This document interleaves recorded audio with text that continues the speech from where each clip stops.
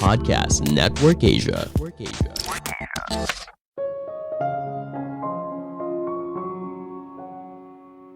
Jika bicara soal uang, ternyata jauh dari kata rasional. Manusia seringkali mengambil keputusan keuangan berdasarkan perasaan. Halo semuanya, nama saya Michael. Selamat datang di podcast saya, Sikutu Buku. Kali ini saya akan bahas buku Dollar and Cents karya Dan Ariely dan Jeff Chrysler. Sebelum kita mulai, buat kalian yang mau support podcast ini agar terus berkarya, caranya gampang banget. Kalian cukup klik follow. Dukungan kalian membantu banget supaya kita bisa rutin posting dan bersama-sama belajar di podcast ini. Buku ini membahas kalau manusia seringkali irasional jika berhubungan dengan uang. Kenapa kita bersedia membayar untuk masuk rumah hantu? Kenapa kita bersedia membayar 45.000 untuk sebuah ST di restoran mewah, tapi kita tidak mau membeli ST yang sama dengan harga 4.000 di restoran biasa? Mungkin kita berpikir uang itu hanyalah sebuah angka. Padahal ketika kita benar-benar menggunakan uang tersebut, kita lebih banyak menggunakan hati daripada logika. Perasaan memiliki pengaruh yang besar dalam membentuk perilaku finansial kita. Entah bisa membuat kita mulai menabung atau malah membeli barang yang sebenarnya tidak kita butuhkan. Saya merangkumnya menjadi 3 hal penting dari buku ini. Pertama, manusia tidak rasional dengan uang. Uang adalah konsep yang abstrak. Selembar kertas dengan tulisan di atasnya bisa digunakan untuk membeli sepotong roti. Walaupun nilai uang terus berubah, tentunya kita sepakat kalau kita membutuhkan uang untuk bisa menjalani kehidupan sehari-hari. Menariknya, kita seringkali berpikir kalau kita bisa mengelola keuangan dengan baik. Kita melakukan budgeting, menabung, dan investasi. Tapi anehnya, ketika berhubungan dengan uang, kita seringkali tidak rasional. Kita malah seringkali membuat keputusan keuangan yang buruk. Mungkin salah satu alasannya ketika kita memiliki dorongan untuk membeli sesuatu, kita jarang sekali berpikir alternatif lain untuk membelanjakan uang tersebut. Dalam ilmu ekonomi, hal ini disebut dengan opportunity cost, dan kegagalan kita dalam menyadari hal ini merupakan kesalahan keuangan terbesar yang kita buat. Suatu hari, penulis berbicara dengan beberapa konsumen di sebuah dealer mobil dan bertanya, pembelian apa yang bersedia mereka korbankan untuk membeli mobil baru? Kebanyakan konsumen bingung untuk menjawabnya. Setelah diberikan penjelasan lebih lanjut, mayoritas konsumen bilang kalau mereka jadi tidak membeli mobil dengan tipe lain. Hanya beberapa orang saja yang bisa membuat sebuah hubungan kalau mereka mengorbankan sebuah peluang untuk liburan atau mentraktir diri mereka di restoran mewah. Inilah yang akhirnya membuat penulis sadar kalau mempertimbangkan soal alternatif tidak berjalan secara alamiah bagi mayoritas orang.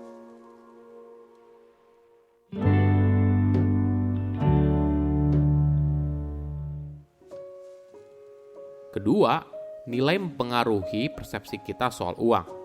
Coba bayangkan rumah dan mobil berbeda yang kamu lihat setiap harinya.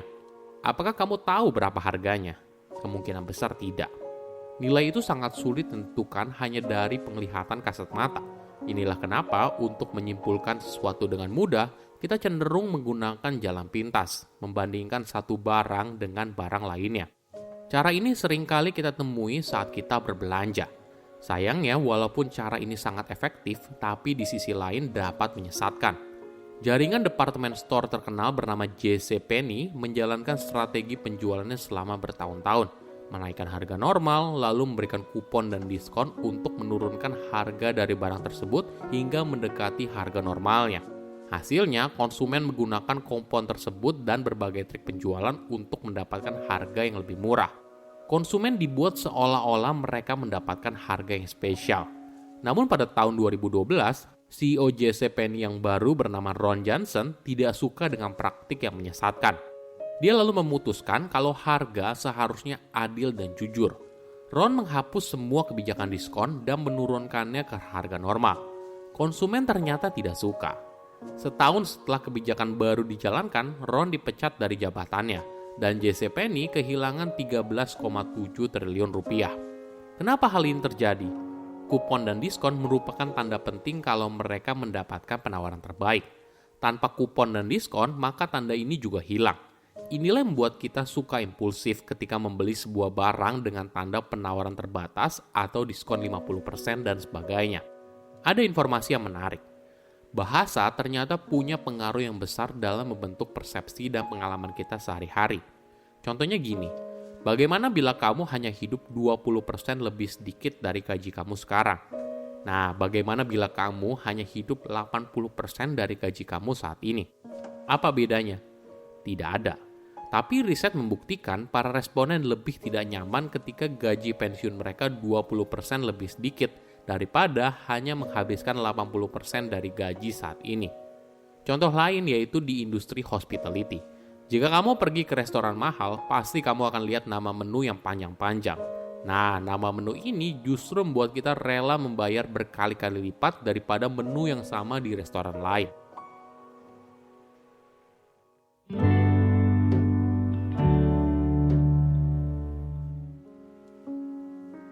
Ketiga, menghilangkan godaan untuk sukses mengatur uang.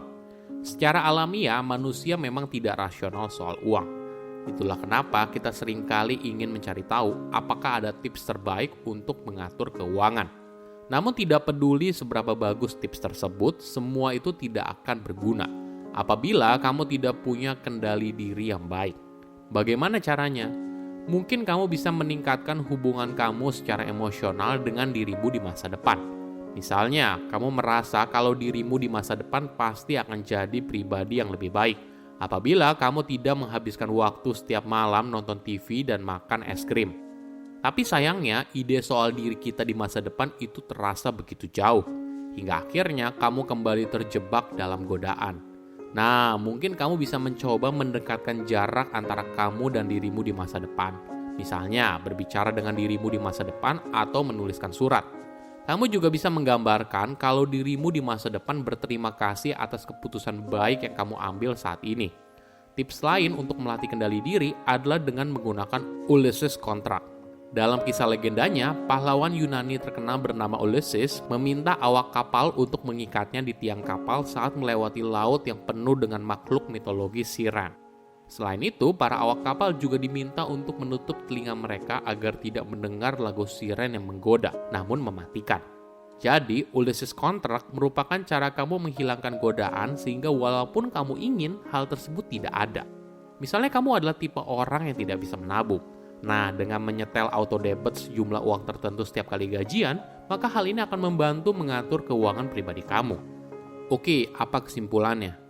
Pertama, manusia tidak rasional jika berhubungan dengan uang. Uang adalah konsep yang abstrak. Selembar kertas dengan tulisan di atasnya bisa digunakan untuk membeli sepotong roti. Menariknya, kita seringkali berpikir kalau kita bisa mengelola uang dengan baik. Tapi anehnya, ketika berhubungan dengan uang, kita seringkali tidak rasional dan membuat keputusan keuangan yang buruk. Kedua, nilai mempengaruhi persepsi kita soal sesuatu. Nilai itu sangat sulit ditentukan hanya dari penglihatan kasat mata. Inilah kenapa untuk menyimpulkan sesuatu dengan mudah kita cenderung menggunakan jalan pintas, membandingkan satu barang dengan barang lainnya. Namun sayangnya cara ini justru menyesatkan apabila kita tidak hati-hati. Ketiga, menghilangkan godaan untuk sukses.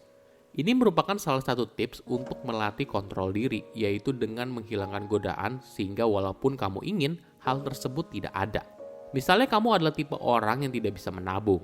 Nah, dengan menyetel auto debit sejumlah uang tertentu setiap kali gajian, maka hal ini akan membantu mengatur keuangan pribadi kamu.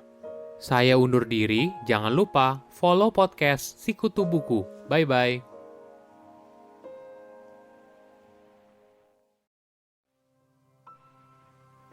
Pandangan dan opini yang disampaikan oleh kreator podcast, host, dan tamu tidak mencerminkan kebijakan resmi dan bagian dari podcast Network Asia.